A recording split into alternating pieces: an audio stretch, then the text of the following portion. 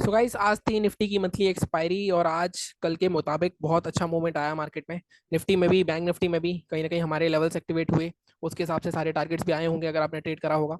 मैं पूरे दिन मार्केट नहीं देख पाया तो मैंने लास्ट में ही ट्रेड करा। लास्ट में ज़्यादा मोमेंटम नहीं हुआ तो हमारे को कुछ छोटा सा 900 रुपये के आसपास का लॉस हुआ है।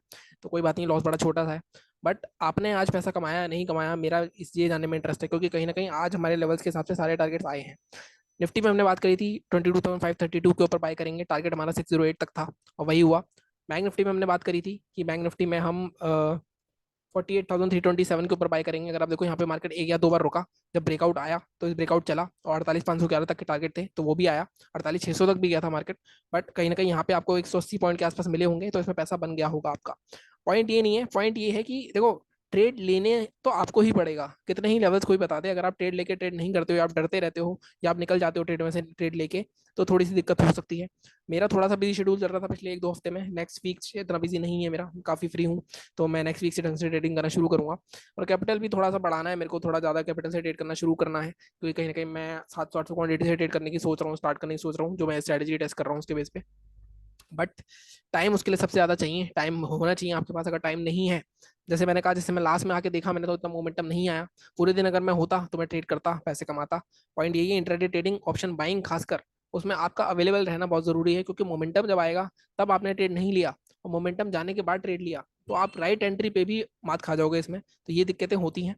ठीक है, अब हम बात कर लेते हैं आगे की कि मार्केट आगे क्या कर सकता है। सबसे पहले निफ्टी की बात कर लेते हैं, बैंक निफ्टी की बात कर लेते हैं।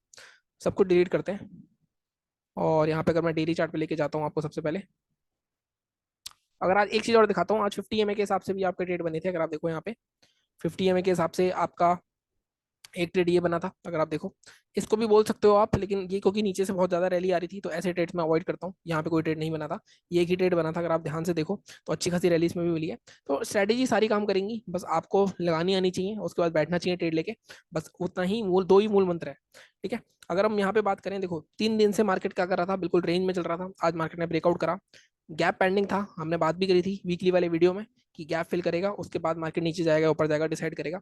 गैप भी फिल कर चुका है। वॉल्यूम देखो आप, बहुत अच्छा वॉल्यूम आया। हालांकि कोटक महिंद्रा बैंक की जो न्यूज़ थी, नेगेटिव न्यूज़ थी, उसकी वजह से मार्केट गैप डाउन ओपन हुआ। लेकिन गैप डाउन के बाद इस तरह की रिकवरी कहीं ना कहीं बायर्स की प्रेजेंस दिखा रही है कि बायर्स अभी भी प्रेजेंट हैं और मार्केट ऑल टाइम हाई से ज़्यादा दूर नहीं है। 49,000 के आस ऑल टाइम हाई है हमारा। और जिस तरह का मार्केट में ये मोमेंटम हुआ है, ऑब्वियसली मुझे ऐसा लगता है कल एक अच्छा खासा गैप अप हमें देखने को मिल सकता है। अगर मैं पहले यहाँ देख लेता हूँ, ग्लोबल मार्केट्स में कुछ न्यूज़ तो नहीं चल रही।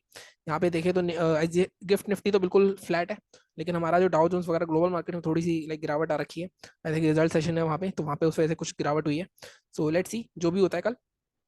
पॉइंट इज, अगर ये हाई ब्रेक होता है हमारा आज का 48,625, ठीक है, तो मार्केट हमारा 49,000 तक जा सकता है कल। बट अभी मैं स्पेसिफिक लेवल आपको 15 मिनट के चार्ट पे बताऊंगा। सेलिंग के लिए भी यहाँ पे कुछ नहीं है, 15 मिनट के चार्ट पे चलते हैं। तो बाइंग के लिए अगर हम देखें तो लेवल आपका 650 के आसपास का आएगा, 659। टारगेट आपके क्या रह सकते हैं यहाँ पे? टारगेट अगर आप देखो, फर्स्ट टारगेट आपका रहेगा 800 के आसपास का।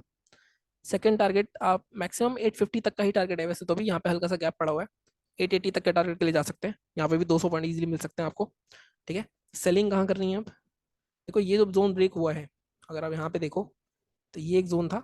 ठीक है, ये जोन ब्रेक नहीं हो रहा था, ये जोन ब्रेक हुआ है। अब इसके अंदर ही सेलिंग आएगी अगर कोई आएगी, या इससे बेहतर लेवल एक हमारे पास और हो सकता है, जब मार्केट 48,450, जो कि मार्केट या 400, ये वाला जोन है 380 के आसपास का, इसके अंदर आएगा तब हम ट्रेड ले सकते हैं। टारगेट हमारे यहाँ तक के आ सकते हैं 126 तक के मैक्सिमम। अब यहाँ पे अगर हम ब्रेक करने हैं तो फर्स्ट टारगेट आपका रहेगा 280, सेकंड टारगेट थोड़ा सा ऊपर रखूंगा मैं 150 के आसपास का। तो ये दो सेलिंग के लेवल्स मिल सकते हैं आपको और ये बाइंग के टारगेट्स हो सकते हैं अपने। ठीक है, तो ये हो गई बैंक निफ्टी की बात। अब हम बात करते हैं निफ्टी की। निफ्टी को डिलीट करते हैं सब कुछ, इसके डेली चार्ट पे चलते हैं। इसमें क्या हो रहा है डेली, इसमें भी अगर आप देखोगे तो ये एक जोन था, इसके ऊपर क्लोजिंग आ गई है मार्केट की 22,500 की। मैंने कल भी एक कमेंट पे रिप्लाई करा था कि जब तक मार्केट 22,250 के ऊपर है, मार्केट बुलिश ही है। 22,250 के नीचे आएगा तब थोड़ी सी मार्केट में सेल ऑफ आ सकती है। आज का वॉल्यूम देखो, आज बहुत अच्छा खासा वॉल्यूम आया, पिछले कुछ 8-10 दिनों से सबसे ज्यादा वॉल्यूम आया। तो बायर्स की प्रेजेंस साफ दिख रही है यहाँ पे। और इसमें भी अगर हमारा आज का हाई टूटता है 22,625, अभी इसको मार्क करता हूँ मैं एक्चुअल लेवल आपका। सेलिंग के लिए अगेन इसके नीचे ही हो सकती है सेलिंग, 15 मिनट के चार्ट पे देख लेते हैं। बाइंग हमारी हम 655 के ऊपर करेंगे। 655 के ऊपर आपका टारगेट्स जो रह सकते हैं आपके 708 तक का फर्स्ट टारगेट होगा हमारा, सेकंड टारगेट हमें मैक्सिमम 758 जो हमारा ऑल टाइम हाई भी है। तो कल एक ऑल टाइम हाई लग सकता है, हालांकि ग्लोबल मार्केट्स अभी के हालात इनकी थोड़े से मेरे को ठीक नहीं लग रहे हैं, तो सुबह मॉर्निंग में सेंटीमेंट चेंज हो सकते हैं, लेकिन अगर इसके ऊपर निकलता है 658 के ऊपर तो ये टारगेट्स हमारे रह सकते हैं। सेलिंग अगेन अब यहाँ पे थोड़ा सा देखो, जब तक मार्केट ये जोन नहीं निकालेगा 22,450 का जोन, तब तक सेल नहीं करेंगे अब हम। और इसके नीचे टारगेट हमारे यहाँ तक के रह सकते हैं 330 तक के। बट इसके नीचे आपको फर्स्ट टारगेट आपको रखना पड़ेगा 384, सेकंड 330। अगेन फर्स्ट टारगेट पे आधा प्रॉफिट बुक करना होता है हमेशा हमेशा, हमारा रूल्स आपको पता है। और ये लेवल्स रहेंगे, इसके बीच में आप कुछ मत करना, कोई कहीं ना कहीं बीच में रैंडम ट्रेड करोगे तो फालतू में नुकसान होगा। बाकी यही थी आज की एनालिसिस, मिलता हूँ मैं आपसे अगले वीडियो में। Thank you so much.